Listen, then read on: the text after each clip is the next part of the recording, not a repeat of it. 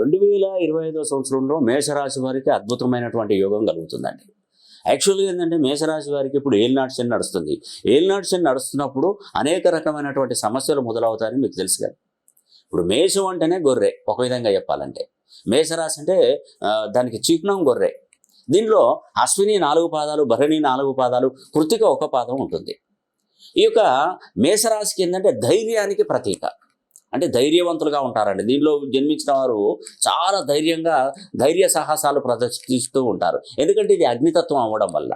అదేవిధంగా వీరికి ఏంటంటే శక్తి, ఉత్సాహం, ఏదైనా పని ఉరుకుల పరుకుల మీద చేయాలి, దాన్ని సాధించాలి అని ఒక గొప్ప మనస్సు వాళ్ళలో ఉంటుందండి.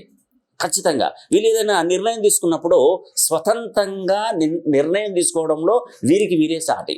వీరేంటంటే సాహసంగా ఉంటారండి. ఏదైనా సాహసాలు చేయడానికి ఎక్కువగా ముందుకు వస్తుంటారు. వీరికి ఏంటంటే నాయకత్వపు లక్షణాలు, అంటే రాజకీయ పలుకుబడి కూడా ఎక్కువగా ఉంటుంది. అదేవిధంగా ఎప్పుడు కూడా వీళ్ళకి ఒకటి మైనస్ ఏంటంటే తొందరపాటు నిర్ణయాలు తీసుకుంటారు. వీరికి ఎక్కువగా అసహనం, పోటీతత్వం ఎక్కువగా ఉంటుందండి. అదేవిధంగా వీళ్ళకు కలిసి వచ్చేటువంటి రంగాలు వచ్చేసి క్రీడలు, యంత్రాలు, టెక్నికలు, భూమి, న్యాయ వ్యవస్థ, ఫైరు, పోలీస్ డిపార్ట్మెంటు, నేవీ, రక్షణ, ఇలాంటి వాటిలో మంచి అభివృద్ధి అనేది కూడా ఉంటుంది. వీరికి లక్కీ నెంబర్ 1, 9.